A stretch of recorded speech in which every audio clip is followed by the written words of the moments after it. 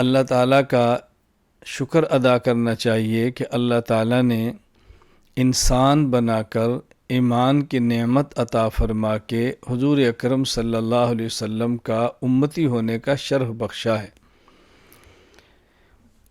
گزشتہ ہمارے اس وعظ، درس اور بیان میں یہ بات بیان کی گئی تھی کہ دنیا میں دو قسم کے لوگ ہیں۔ نمبر 1 عباد الرحمن، نمبر 2 عباد الشیطان۔ عباد الرحمن وہ ہیں جو رحمان کی بندگی کرتے ہیں، رحمان کی اطاعت کرتے ہیں، رحمان کی مان کر چلتے ہیں۔ عباد الشیطان وہ ہیں جو شیطان کی بندگی کرتے ہیں، شیطان کی مان کے چلتے ہیں، شیطان کو بڑا سمجھتے ہیں۔ ہم نے دنیا میں عباد الرحمن بن کے جینا ہے، عباد الشیطان بن کے نہیں جینا۔ اللہ تعالیٰ قرآن کریم میں فرماتے ہیں الحمدللہ رب العالمین الرحمن الرحیم مالک یوم الدین۔ اللہ تعالیٰ نے مالک یوم الدین والی صفت بعد میں بیان فرمائی ہے، الرحمن الرحیم کی صفت پہلے بیان فرمائی ہے۔ ہم نے مالک یوم الدین کے پاس جانا ہے تو رحمان کا بندہ بن کے جانا ہے۔ دنیا میں رہنا ہے تو رحمان کا بندہ بن کے رہنا ہے، اللہ کا بندہ بن کے رہنا ہے، اللہ کی بندگی کر کے جینا ہے، اللہ کو راضی کر کے جینا ہے۔ عباد الرحمن کی صفات کون کون سی ہیں؟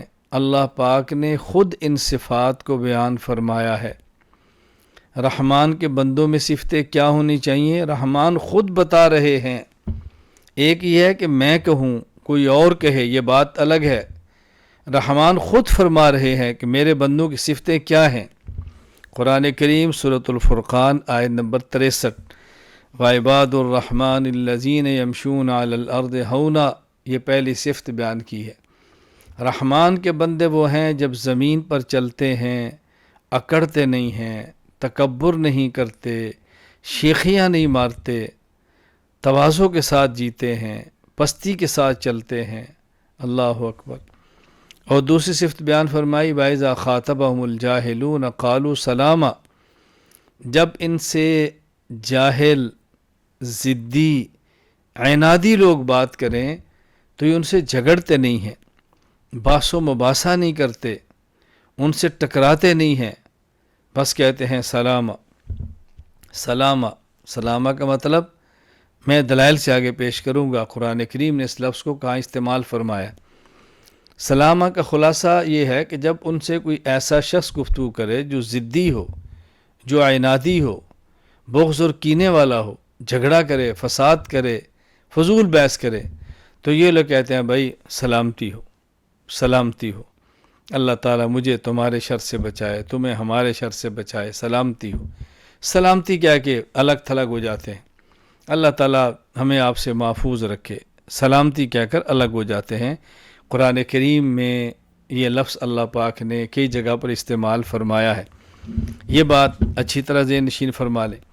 یہاں میں قرآن کریم کی آیت کے مطابق 2-3 باتیں عرض کروں گا۔ پہلی بات یہ سمجھیں، وَإِذَا خَاطَبَهُمُ الْجَاهِلُونَ، خاطبہ فعل ہے اور الجاہلون اس کا فاعل ہے، یعنی اللہ تعالیٰ یہ فرما رہے ہیں کہ عباد الرحمن وہ نہیں جو جہلا سے مباحثے کرتے ہیں اور یوں کرتے ہیں، نہ، فرمایا جہلا ان سے مباحثہ کرتے ہیں، جہلا ان سے پھڈا ڈالتے ہیں، ضدی لوگ ان سے مباحثہ کرتے ہیں، یعنی یہ مباحثے میں پہل نہیں کرتے، پہل وہ کرتے ہیں، پہل ان کی طرف سے ہوتی ہے، ان کی طرف سے نہیں ہوتی، آغاز وہ کرتے ہیں۔ وَإِذَا خَاطَبَهُمُ الْجَاهِلُونَ، اور الجاہلون ہمارے عام طور پر معاشرے میں جاہل کہا جاتا ہے اس شخص کو جس کے پاس علم نہ ہو۔ قرآن کریم پر اگر غور کریں، اپنے اکابرین کی عبارت پر غور کریں تو یوں معلوم ہوتا ہے کہ جہالت صرف بے علمی کا نام نہیں ہے، بلکہ علم نہ ہو اس کو بھی جہالت کہتے ہیں، علم کے مطابق عمل نہ ہو اس کو بھی جہالت کہتے ہیں۔ قرآن کریم اللہ تعالیٰ ارشاد فرماتے ہیں انما التوبۃ علی اللہ للذین یعملون السوء بجہالۃ ثم یتوبون من قریب، اللہ تعالیٰ توبہ ان کی قبول کرتے ہیں کہ جو لوگ گناہ کرتے ہیں جہالت کی وجہ سے. اب دیکھو یہ لفظ آ رہا ہے بھی جہالت، بد عملی کر لیتے ہیں پھر بعد میں توبہ کر لیتے ہیں. اس سے مراد کون ہیں؟ یہاں التفسیر الکبیر میں امام فخر الدین رازی رحمہ اللہ فرماتے ہیں قال ابو العالیہ رحمہ اللہ تعالی سألت اصحاب محمد صلی اللہ علیہ وسلم عن هذه الآیہ. ابو العالیہ کہتے ہیں میں نے صحابہ کرام سے اس آیت کی تفسیر کے بارے میں پوچھا تو انہوں نے فرمایا کل من عصى اللہ فهو جاہل، ہر وہ شخص جو اللہ کی نافرمانی کرتا ہے وہ جاہل ہے. ہر وہ شخص جو اللہ کی نافرمانی کرتا ہے وہ جاہل ہے. اسی طرح حضرت قتادہ رحمہ اللہ فرماتے ہیں اجمع اصحاب محمد صلی اللہ علیہ وسلم علی ان کل من عصى ربہ فهو فی جہالۃ. صحابہ کرام کے اس بات پر اتفاق ہے ہر وہ شخص جو اللہ کی نافرمانی کرے وہ جاہل ہے. اور تفسیر کبیر میں امام رازی رحمہ اللہ فرماتے ہیں قال مجاہد من عمل ذنبا من شیخ او شاب فهو بجہالۃ. ہر وہ شخص جو اللہ کی نافرمانی کرے جوان ہو یا بوڑھا وہ جہالت کے اندر ہے. من عصى ربہ فهو جاہل حتی ينزع عن معصیتی. جو شخص بھی اللہ کی نافرمانی کرتا ہے جب تک اس نافرمانی کو چھوڑ نہیں دیتا وہ جاہل ہی ہے. امام ضحاک رحمہ اللہ فرماتے ہیں لیس من جہالتہ الا یعلم حلالا ولا حراما ولکن من جہالتہ حین دخل فی. جہالت صرف یہ نہیں ہے کہ کوئی شخص حلال و حرام کو جانتا نہیں، یہ بھی جہالت ہے کہ کوئی شخص حلال و حرام کو جاننے کے باوجود حلال حرام کی تمیز نہ کرے اور حرام کے اندر مبتلا ہو جائے. ان عبارات کا خلاصہ کیا ہے کہ جہالت صرف کم علمی کا نام نہیں ہے، جہالت صرف بے علمی کا نام نہیں ہے، بلکہ جہالت بے علمی کے ساتھ ساتھ بے عملی کا بھی نام ہے. جس طرح بے علم کو جاہل کہتے ہیں اسی طرح بے عمل کو بھی جاہل کہتے ہیں. تو یہاں قرآن کریم یہ بات سمجھا رہا ہے. اور یہاں جاہل کہیں گے ضدی کو، انادی کو. دیکھیں ابو جہل اس کا نام کیا تھا؟ عامر، اور اس کی کنیت کیا تھی؟ ابو الحکم. جب اسلام سے ٹکرایا تو اس کی کنیت مشہور ہوگی ابو الجہل، یعنی کہاں ابو الحکم حکمتوں والا دانا شخص، اور ضد اور اناد پہ آیا تو ابو جہل جہالت والا نادان شخص. جس شخص نے رسول اللہ صلی اللہ علیہ وسلم کی زیارت کی ہو، رسول اللہ صلی اللہ علیہ وسلم کے معجزات کو دیکھے ہوں، آپ کے مبارک اخلاق کو دیکھے ہوں، آپ کی سیرت کو آنکھوں سے دیکھا ہو، اور پھر بھی قبول نہ کرے اور ٹکرا جائے، اس سے بڑا جاہل کون ہے؟ اس سے بڑا ضدی کون ہے؟ اس سے بڑا انادی کون ہے؟ صرف یہ نہیں کہ دعوت قبول نہیں کر رہا بلکہ بدبخت ٹکرا رہا ہے، آپ کی جان کا دشمن ہے، آپ کے وجود کو ختم کرنا چاہ رہا ہے. لیکن اس کے کہنے سے کیا ہوگا؟ اس کے چاہنے سے کیا ہوگا؟ اس کے چاہنے سے کیا ہوگا؟ کچھ بھی نہیں ہوتا. وہی ہوتا ہے جو منظور خدا ہوتا ہے. کہتے ہیں مدعی لاکھ برا چاہے کیا ہوتا ہے؟ وہی ہوتا ہے جو منظور خدا ہوتا ہے. ابو جہل کے کہنے سے کیا ہوگا؟ جب اللہ کا فیصلہ ہے کہ میں نے رسول اللہ صلی اللہ علیہ وسلم کے دین کو غالب کرنا ہے، ابو جہل اینڈ کمپنی کیسے اس کو مغلوب کر سکتی ہے؟ میں عرض کر رہا تھا کہ یہاں جاہل سے مراد ضدی اور انادی قسم کے لوگ. اور جب ان سے کوئی جاہل گفتگو کرے، جاہل ان سے بحث کرے، مباحثہ کرے، یہ سلام کہہ کے اپنی جان چھڑاتے ہیں، الگ ہو جاتے ہیں. میں نے یہاں کہا کہ سلام کا مطلب کیا ہے؟ سلام کا معنی یہ ہے کہ فضول بات کو آگے نہیں بڑھانا، لڑائی اور جھگڑا نہیں کرنا، بس سلامتی ہو بھائی، سلامتی ہو، بس آپ ہماری جان چھوڑیں، ہم آپ سے الگ ہیں. قرآن کریم کو اگر دیکھیں تو اللہ پاک نے اس لفظ کو کئی جگہ پر استعمال فرمایا ہے. سورہ مریم آیت نمبر 47. حضرت ابراہیم علیہ السلام کے والد نے گفتگو کی. وہ بت پرست ہی نہیں تھے، بتوں کو بنانے والے تھے. اللہ اکبر، بتوں کو بنانے والے تھے اور عبادت و اصنام کی دعوت دیتے تھے. ابراہیم علیہ السلام نے بہت سمجھایا، جب نہیں مانے تو آپ نے کیا فرمایا؟ سلام علیک، سلامتی ہو، میں آپ کو چھوڑ کے جا رہا ہوں، الامان، میں چھوڑ کے جا رہا ہوں. سورہ قصص آیت نمبر 55. وَإِذَا سَمِعُوا اللَّغْوَ أَعْرَضُوا عَنْهُ وَقَالُوا لَنَا أَعْمَالُنَا وَلَكُمْ أَعْمَالُكُمْ سَلَامٌ عَلَيْكُمْ لَا نَبْتَغِي الْجَاهِلِينَ۔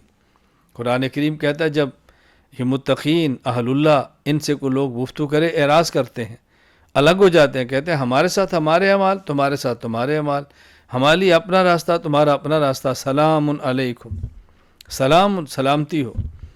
سورہ زخرف آیت نمبر 89، فاصفح عنہم وقل سلام فسوف یعلمون۔ آپ ان سے درگزر کریں، آپ ان سے منہ پھیر لیں اور ان کہہ دیں اچھا جی سلام سلام، اور پتہ چل جائے گا ان کو حق پہ کون تھا، باطل پہ کون تھا۔ تو میں نے یہ آیات آپ کی خدمت پیش کی بات کو سمجھانے کے لیے کہ سلامتی کا مطلب کیا ہے۔ یہاں بات اچھی طرح ذہن نشین فرما لیں، اس کا معنی ہرگز یہ نہیں ہے کہ جس کے پاس علم نہ ہو اس سے گفتگو نہ کی جائے، کوئی دلیل دے تو اس کا جواب نہ دیا جائے، اس کا معنی ہرگز یہ نہیں۔ جہاں تک تعلق گفتگو کا ہے تو قرآن کریم نے اس کا طریقہ بیان فرمایا ہے، ادفع باللتی احسن فاذا الذی بینک وبینہ عداوہ کانہ ولی حمیم۔ جب تمہاری گفتگو ہو جائے کسی موضوع پر، کسی موقف پر، احسن طریقے سے بات کرو، اخلاص سے کرو، محبت سے کرو، نرم لہجے سے کرو، نتیجہ کیا نکلے گا؟ کانہ ولی حمیم، تمہارے اس کے درمیان جو عداوت ہے اللہ ختم فرما دیں گے، اور تمہیں یوں لگے گا کہ ہمارا دوست ہے، محبت ہے، نفرت پیار سے بدل جائیں گی۔ گفتگو دلیل سے کرنا الگ بات ہے، جھگڑنا الگ بات ہے۔ اگر کم علم مسئلہ پوچھے اس کو بتاؤ، دلیل مانگے اس کو دو، اعتراض کرے اس کو جواب دو، لیکن جھگڑا نہ کرو، فساد نہ مچاؤ، پھڈا نہ ڈالو، ان باتوں سے خود کو بچاؤ اور محفوظ رکھو۔ یہ اللہ تعالیٰ نے صفت بیان فرمائی ہے کن کی؟ عباد الرحمن کی۔ اللہ تعالیٰ مجھے اور آپ کو عباد الرحمن میں شامل فرمائے، اللہ میں اپنا بندہ بنا لے، فضول جھگڑوں سے بچا لے، فضول گفتگو سے بچا لے۔ رسول اکرم صلی اللہ علیہ وسلم ارشاد فرماتے ہیں، من حسن اسلام المرء ترکہ ما لا یعنی، انسان کے اسلام کی خوبی یہ ہے کہ لا یعنی اور فضول چیزوں کو چھوڑ دے، لا یعنی اور فضول چیزوں کو چھوڑ دے، بس الگ تھلگ ہو جائے ایسی جگہوں سے۔ تو عباد الرحمن کی دوسری صفت اللہ تعالیٰ نے قرآن کریم میں بیان فرمائی، وَإِذَا خَاطَبَهُمُ الْجَاهِلُونَ فَقَالُوا سَلَامًا، کہ جب جاہل ضدی لوگ ان سے بحث و مباحثہ کریں تو یہ سلام کہہ کر الگ ہو جاتے ہیں، جھگڑتے نہیں ہیں، پھڈا نہیں ڈالتے، ان کے لب و لہجے کو برداشت کرتے ہیں۔ اللہ مجھے بھی اور آپ کو بھی عباد الرحمن میں شامل فرمائے، اپنے بندوں میں شامل فرمائے، عباد الرحمن کی صفات ہمارے اندر پیدا فرما دے۔ اللہ تعالیٰ مجھے اور آپ کو عمل کی توفیق عطا فرمائے۔ ہر ماہ کی پہلی اتوار یہ ہماری مختصر سی تربیتی اصلاحی نشست ہے۔ اس کے بنیادی مقاصد میں سے دو مقصد ہیں۔ نمبر ایک، ہم اعمال پر گفتگو کریں اور گفتگو کرنے والا بھی عمل کی نیت کرے، گفتگو سننے والا بھی عمل کی نیت کرے، میں بھی عمل کی نیت کروں، آپ بھی عمل کی نیت کریں۔ جو میں نے بات کی اگر میرے اندر کمی اور کوتاہی ہے تو میں اس کو دور کروں، آپ دیکھیں کمی اور کوتاہی ہے تو آپ اس کو دور فرمائیں۔ ایک تو ہم اس نیت کے ساتھ بیٹھا کریں، سنا کریں کہ ہمیں اس سے عملی کتنا فائدہ ہوا ہے، صرف علوم میں اضافہ نہیں، عملی کتنا فائدہ ہوا ہے، ہمارے عمل میں کتنا فرق پڑا ہے، ہمارے اندر تبدیلی کتنی آئی ہے، اس چیز کا خیال فرمائیں۔ دوسرا مقصد، اللہ کا ذکر کر لیں، اللہ اللہ کر لیں، اللہ کا نام لیں، اللہ کے نام پر جڑ جائیں، اللہ کے نام پہ اکٹھے ہو جائیں۔ ہم نے تو پوری زندگی ذکر میں گزارنی ہے، ہر روز ذکر کرنا ہے، خلوت میں کرنا ہے، الگ کرنا ہے، بس اس کو سیکھ لیا کریں۔ مہینے میں ایک بار اللہ اللہ کرتے ہیں، ترغیب ہو جاتی ہے، شوق ہو جاتا ہے، یاد دہانی ہو جاتی ہے، رغبت پیدا ہو جاتی ہے، اس کا بہت زیادہ خیال فرمائیں۔ ہمارے یہاں کچھ علماء تھے، مہمان تھے، میرے پاس تشریف فرما تھے۔